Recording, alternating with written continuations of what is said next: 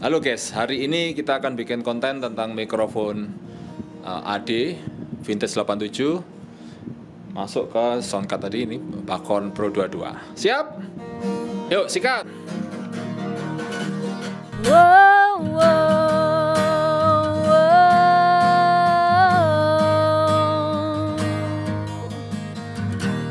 wow, sebening suara.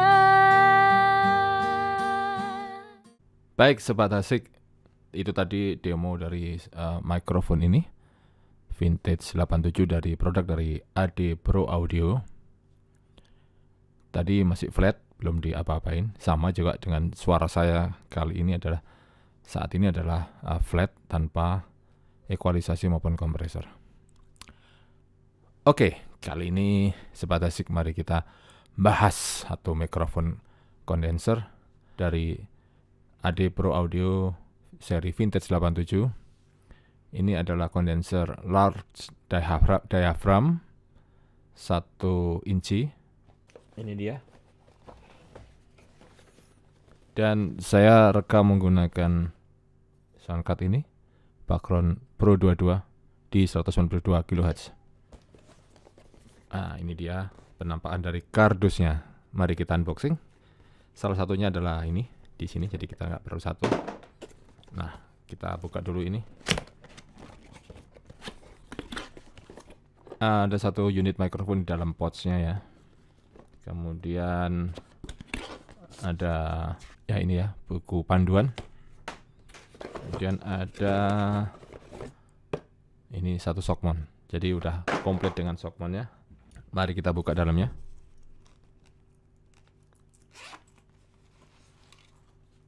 Ini dia mikrofonnya. Bentuknya seperti mikrofon yang sudah terkenal itu, tapi lebih kecil seperti U87. Vintage 87. Jadi ini large diaphragm. Kita buka dalamnya. Yang menarik dari mikrofon ini adalah ini build quality-nya ya.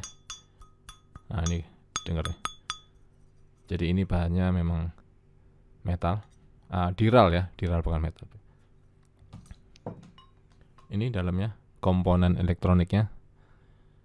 Yang menarik dari mikrofon ini adalah menggunakan audio transformer ada di dalam ini.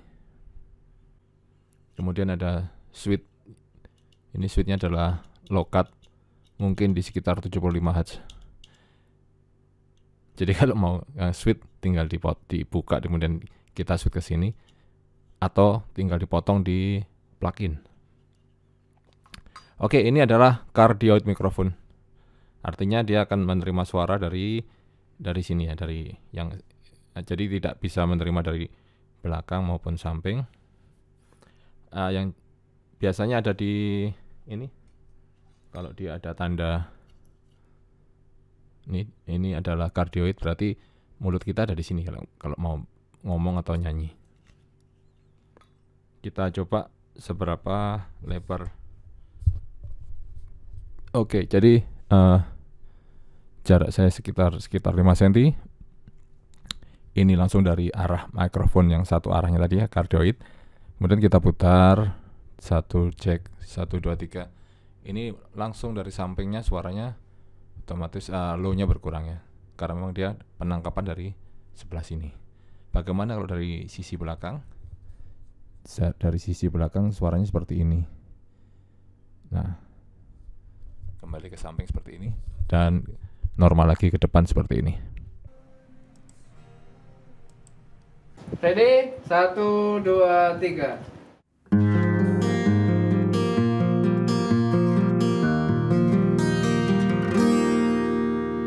Pagi sebening suara terbungkam dalam rasa jernihnya kejujuran rindu terjawab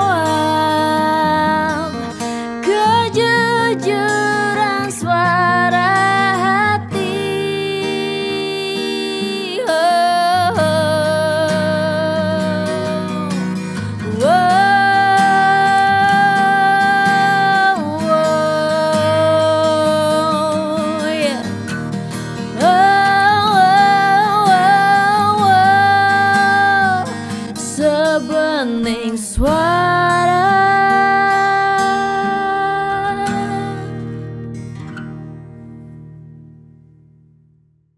Nah, sekarang kita ngobrolin desain elektronik dari barang ini ya, dari Vintage 87. Mengapa dinamakan vintage? Menurut saya karena soundnya memang vintage. Sound vintage itu dia lebih warm di low maupun low mid. Midnya bisa ya jelas. Kemudian frekuensi respon dari mikrofon ini adalah dari 30 Hz sampai 20 kHz. Tetapi grafiknya adalah di sekitar 3 kHz dia berkurang sedikit.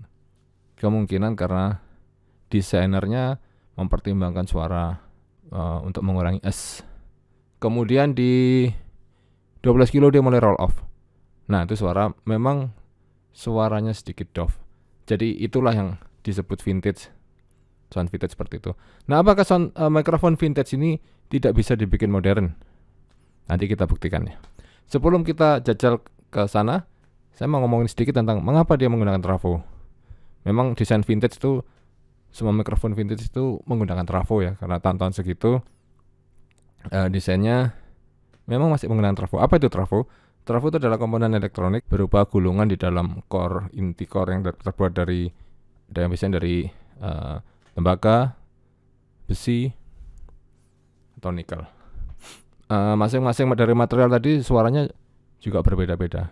Audio trafo ini biasanya digunakan di mikrofon maupun di preamp. Kalau di mikrofon dia biasanya akan dipasang di output.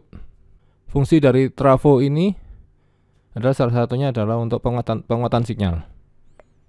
Jadi dia adalah berupa lilitan ya, gulungan lilitan kawat itu dengan core dari tembaga, dari besi, macam-macam. Jadi ada input dan output. Nah, itu tergantung dari jumlah lilitan. Kalau sama dia tidak ada penguatan, kalau outputnya dia lebih banyak berarti dia ada penguatan sinyal ya. Terus kemudian fungsi lainnya adalah impedance matching ya. Karena biasanya desain dari elektroniknya mungkin impedansinya tinggi, kemudian diturunkan menggunakan trafo tadi menjadi impedansi rendah yang cocok dengan preamp. Nah, kemudian untuk mengatasi ground loop problem. Nah, mengapa suara trafo itu berbeda? Jadi trafo itu kan karena lilitan gulungan yang di satu inti core dari tembaga, dari baja, nikel, itu akan mengakibatkan medan magnet ya. Jadi transfer audionya tuh secara magnetik. Yang asik dari trafo itu adalah saturasi. Semakin sinyal digedein, jadi dia akan mulai saturasi. Nah, saturasinya ini tidak linear ya. Kalau kita ngomong saturasi distorsi ya, saturasi itu adalah harmonic distortion. Saturasinya trafo ini tidak linear. Jadi kalau misalkan low-nya pecah, dia low-nya mulai distort, hanya pasti distort, enggak juga. Enggak seperti itu. Jadi kalau trafo, saturasinya dia ada di low frekuensi maupun low mid frekuensi. Jadi karena saturasinya tadi, suaranya akan menjadi lebih ada yang lewat. Karena ruangan ini tidak ada peredam. Nah, itu ada suara itu. Nah, sekarang kita coba level preampnya kita naikkan. Tadi di jam 11, sekarang di jam 2. Dia memang semakin peka, tapi suara saya juga akan semakin saturasi. Suaranya menjadi lebih asik menurut saya. Dan terutama di low frekuensi maupun low mid frekuensi, hanya enggak pecah, enggak kasar hanya. Nah, seperti itu. Jadi saya kembalikan di jam 12. Menjadi lebih tebal menurut saya. Soundnya menjadi lebih tebal. Nah, bagaimana supaya high kita menjadi lebih bagus, menjadi lebih open? Kan ini sound vintage kan. Coba kita EQ mikrofon ini ya, kita coba. Oke, tadi saya sudah sebutin bahwa dia di roll off di 12 kilo. kita coba naikkan di 10 kilo deh. Di 10 kilo kita naikkan. Cek 1, 2, 3. Oke, pre-M-nya di jam 1 nih. Oke, ini 10 kilo kita naikkan. Dia mulai open. Sementara karakter vintage tetap ada, jadi low mid-nya lebih tebal gitu ya, lebih warm. Coba kita naikkan di sekitar 5 kilo. Cek. Nah, ini perisennya lebih. Nah, ini perisennya lebih didapat. Hanya jadi renyah, enggak kasar. Ini tanpa pop filter ya. Nah, kalau kita bypass, cek 1, 2, 3. Nah, kembali seperti itu. Nah, seperti itu. Nah, kalau kita low cut supaya low-nya jadi cek 1, 2, 3. Cek di standarnya 70-an Hz. Cek 1, 2, 3.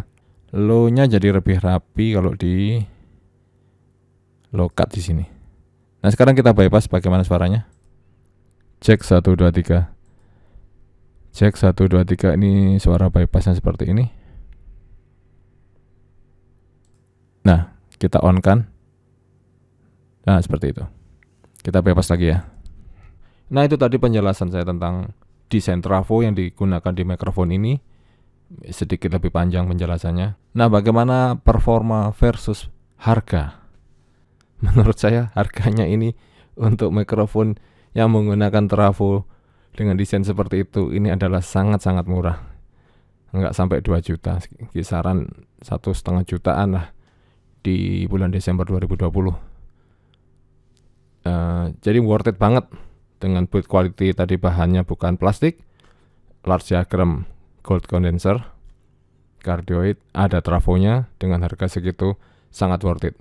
Ini bisa digunakan untuk selain untuk vokal, mungkin untuk podcast, todong akustik, gitar, buat overhead drum, buat room microphone, buat piano, todong piano, atau mungkin gesek, ya sesuatu yang berbau akustik.